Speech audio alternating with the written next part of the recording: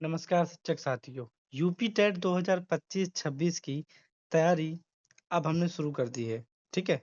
सबसे पहले हम पर्यावरण अध्ययन पर चर्चा करेंगे, यानी कि पर्यावरण अध्ययन को उस तरीके से पढ़ेंगे या उस तरीके से सॉल्व करेंगे कि हमारे इसमें लगभग 25 नंबर या 22 प्लस नंबर। ठीक है।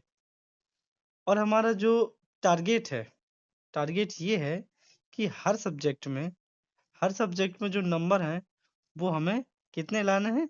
हर सब्जेक्ट में हमें नंबर लाने हैं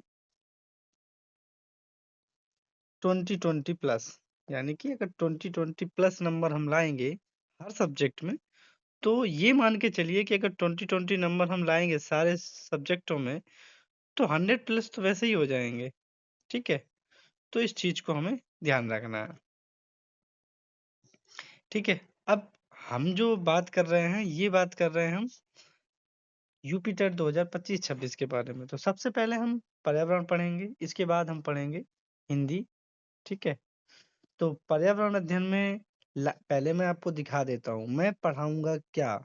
इसके अलावा ये मेरा खुद का नोट है, ये मैंने जब मैं बीटीसी करता था तब मैंने बनाया हुआ था और इसके अलावा भी मैंने बहुत कुछ पढ़ा हुआ था। ठीक है?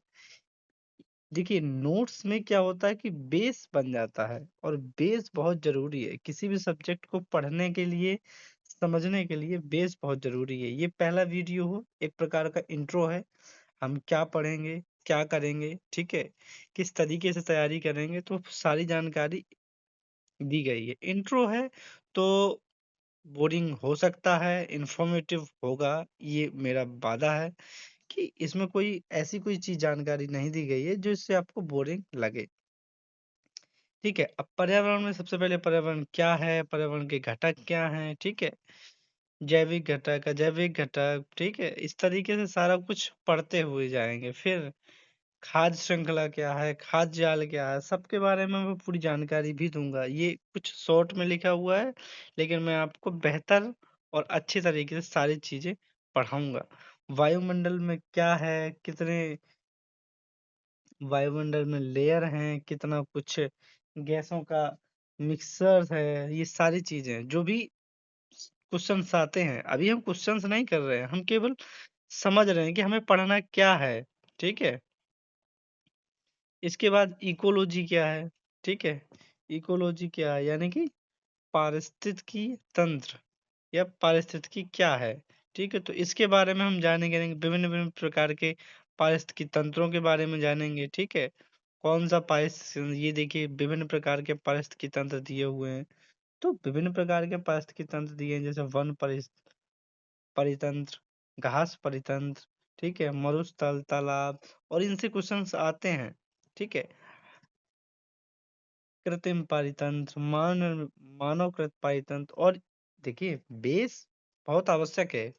कोई भी चीज़ करनी है तो हमें उसका बेस बहुत ज़रूरी है। तो बेस हम मजबूत करेंगे, इसके बाद हम क्वेश्चन्स करेंगे। धीरे-धीरे करके सारे क्वेश्चन करेंगे। ठीक है? फिर ऊर्जा का क्या फ्लो है, यानी कि सूर्य का क्या इम्पोर्टेंस है, सूर्य की इम्पोर्टेंस के बारे में पारिस्थितिकी में जो भी कुछ होगा सब कुछ बताया जाएगा। ठीक है? कुछ ऊष्मागतिकी के नियम भी चलते हैं तो वो भी बताया जाएगा। ठीक है? इस तरीके से सारा नोट मेरा तैयार है, तो उस तरीके से आपको बायोडायवर्सिटी क्या है, ठीक है?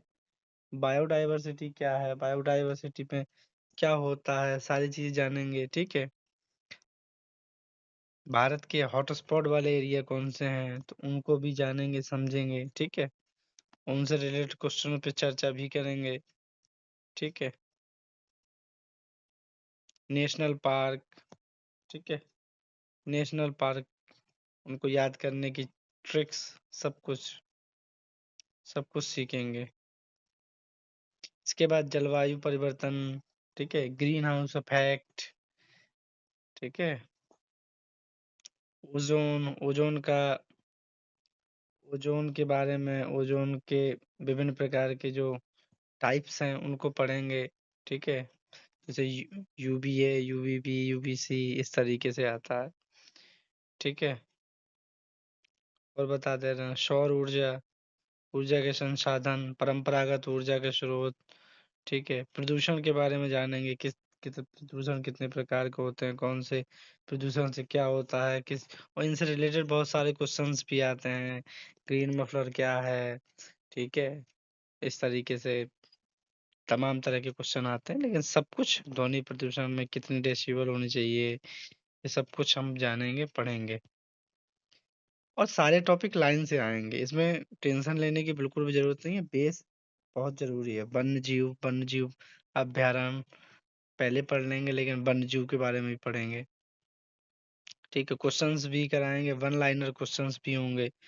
ये देखिए तमाम तरह के क्वेश्चंस लेके हुए हैं, वन लाइनर्स। सारे क्वेश्चन मैं आपको बताऊंगा अभी। ठीक है, बीओडी, सीओडी, ठीक है, और चिपको आंदोलन, जितने भी आंदोलन हैं, ये सब कुछ पढ़ेंगे। विभिन्न प्रकार के दिवसों के बारे में पढ़ेंगे, कौन सा दिवस कब मनाया जाता है। ठीक है, उसका रीजन क्या है, किस वजह से वो मनाया जा रहा है। ठीक है, कौन सा पार्क किस जगह पे है, कौन सा पार्क किस जगह पे, इसकी ट्रिक भी जानेंगे, अभी मैं आपको दिखाऊंगा भी। ठीक है, ये मेरा नोट था। अब जैसे इस नेशनल पार्क के बारे में है, तो असम के नेशनल पार्क, ठीक है, तो इन सब की ट्रिक्स लिखी हुई है। ठीक है, आपको लोड लेने, जैसे असम के राष्ट्रीय उद्यान है, तो सारा कुछ लिखा हुआ है, इसमें कोई लोड लेने की जरूरत नहीं है।